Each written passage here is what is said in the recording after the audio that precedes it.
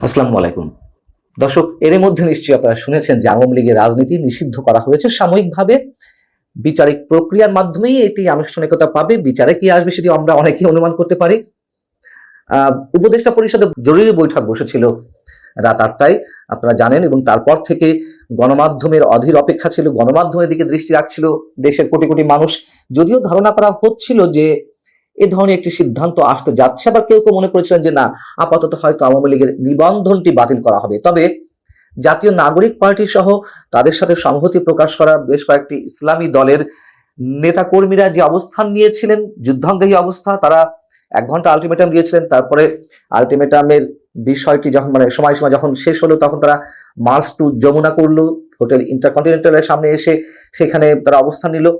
তো সেই অবস্থা থেকে আওয়ামী লীগ নিষিদ্ধ হতে যাচ্ছে আস্তে আস্তে মানুষ এই ধারণায় পৌঁছেছিল, এবং এটি আগে থেকেই বলা বলে হচ্ছিল যে এই যে বৃহস্পতিবার থেকে প্রথমে বসা হলো প্রধান উপদেষ্টা বাসভবনের সামনে অবস্থান কর্মসূচি, হঠাৎ করে এরকম যুদ্ধাঙ্গী মনোভাব কেন? এবং এরকম আমাদের মতো অনেকেই বলেছেন যে এটি প্লট নির্মাণ করা হচ্ছে।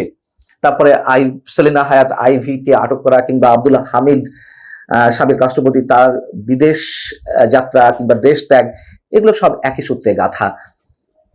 কিন্তু প্রশ্ন হচ্ছে যে এই যে সিদ্ধান্তটি নেওয়া হলো, সেটি কি সব রাজনৈতিক দলের সঙ্গে বসা হয়েছে? নিশ্চয়ই না।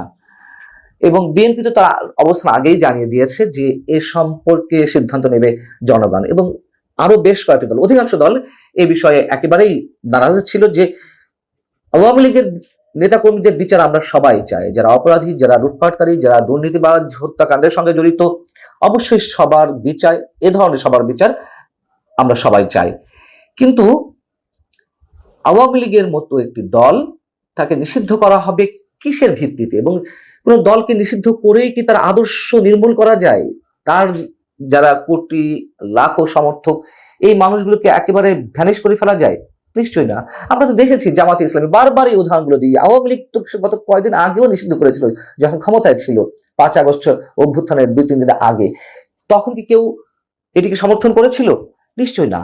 আওয়ামী লীগ সাময়িকভাবে একটা আত্মতৃপ্তির জায়গায় গিয়েছিল, তেমনি সেই আত্মতৃপ্তিটা হয়তো পেতে পারে অনেকে।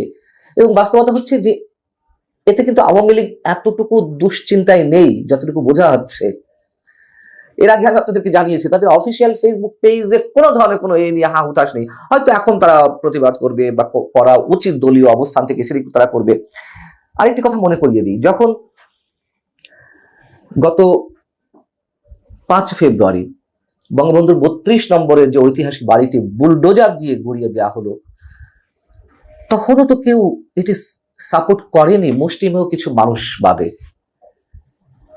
যে ভয়ঙ্কর ভৌতিক পরিবেশ তৈরি করা হলো, বরং সিম্প্যাথিটা আওয়ামী লীগের পক্ষে গিয়েছিল। যে বাড়াবাড়ি হয়ে যাচ্ছে, বিএনপি থেকে শুরু করে যে গণতন্ত্র মনা রাজনৈতিক দলগুলো আছে, তারা কি কেউ এটিকে সমর্থন করেছে?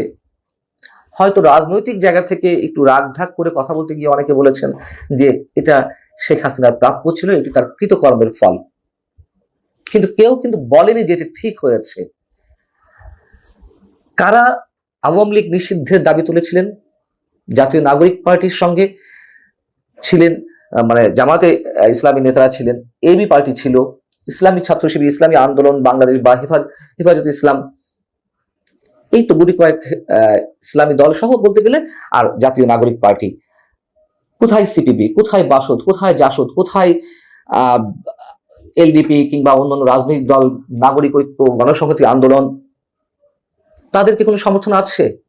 এবং সরকার তো স্পষ্টভাবে জানিয়েছিল যে এই বিষয়টি তারা গুরুত্বের সঙ্গে নিচ্ছে এবং সব রাজনৈতিক দলের সঙ্গে আলোচনা করা হবে। সেটি তো করা হয়নি আমরা যতদূর জানি।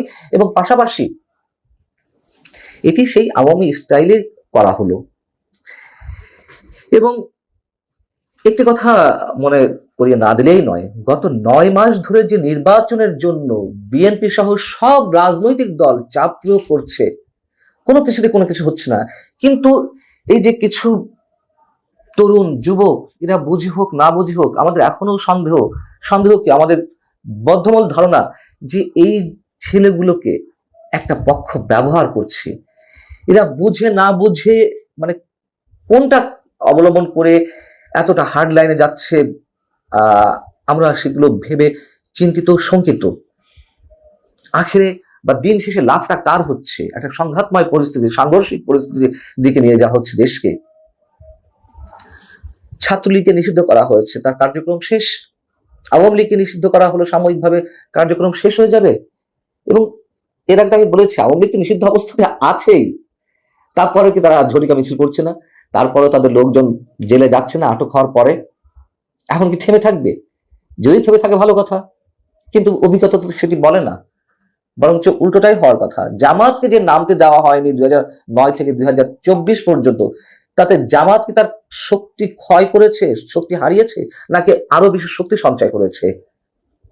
এবং একটি উদাহরণ আমি আপনাদেরকে দিয়েছিলাম যে আওয়ামী লীগকে 1970-এ তৎকালীন সামরিক শাসক ইয়াহিয়া নিষিদ্ধ করেছিল, কিন্তু এই নিষিদ্ধ অবস্থাতেই আওয়ামী লীগের নেতৃত্বেই তো দেশ স্বাধীন হয়েছিল। এগুলো একটা জিদাজিদি পর্যায়ে গেছে এবং ছাত্ররা মনে করছে, ছাত্ররা মানে জাতীয় নাগরিক পার্টির সঙ্গে যারা জড়িত, তারা খুব বড় বিজয় অর্জন করলো। যাও, এই বৈঠকে আর কি সিদ্ধান্ত হয়েছে? আন্তর্জাতিক অপরাধ ট্রাইব্যুনালের আইনের সংশোধন অনুমোদন করা হয়েছে এবং এতে করে আন্তর্জাতিক অপরাধ ট্রাইব্যুনাল কোনো রাজনৈতিক দল, তার অঙ্গ বা সংগঠন বা সমর্থক গোষ্ঠীকে শাস্তি দিতে পারবে এবং আন্তর্জাতিক অপরাধ ট্রাইব্যুনালে বাংলাদেশের আওয়ামী লীগ ও তার নেতাদের বিচার কাজ সম্পন্ন না হওয়া পর্যন্ত দেশের নিরাপত্তা ও সার্বভৌমত্ব রক্ষা, জুলাই আন্দোলনের নেতাকর্মীদের নিরাপত্তা, আন্তর্জাতিক অপরাধ ট্রাইব্যুনালের বাদী ও সাক্ষীদের সুরক্ষার জন্য সন্ত্রাস বিরোধী আইনের অধীনে সাইবার স্পেস সহ আওয়ামী লীগের যাবতীয় কার্যক্রম নিষিদ্ধ করা। এবং এইগুলো করে আরেকটা উত্তেজনা সৃষ্টি করা হলো। এবং আমি প্রথম দিনেই বলেছি যে এগুলো সব একই সূত্রে গাথা। সাবেক রাষ্ট্রপতি আব্দুল হামিদের দেশত্যাগ কিংবা সেলিনা হায়াত আইভীকে আটক করা। আরো যেটি বলেছিলাম যে রিফাইন্ড আওয়ামী লীগ করার যে একটি চিন্তা ভাবনা ছিল আওয়ামী লীগের মধ্যে থেকে, যেগুলো জানা যাচ্ছিল এবং এই মানুষগুলোর নেতৃত্বেই করার কথা ছিল, সেটিও যাতে না হয়। আরো যে সন্দেহ যে এর মধ্য দিয়ে যে একটা তুমুল উত্তেজনা পরিবেশ সৃষ্টি হবে, তার মধ্য দিয়ে সরকারের আর যেসব কাজ করার কথা সেগুলো নির্বিঘ্নে করে ফেলতে পারবে, এরকম অনেকের ধারণা। তো লাভের লাভ আসলে কি হলো, দেখা যাক কতটুকু লাভ হয়। ভালো থাকুন সবাই, আল্লাহ হাফেজ।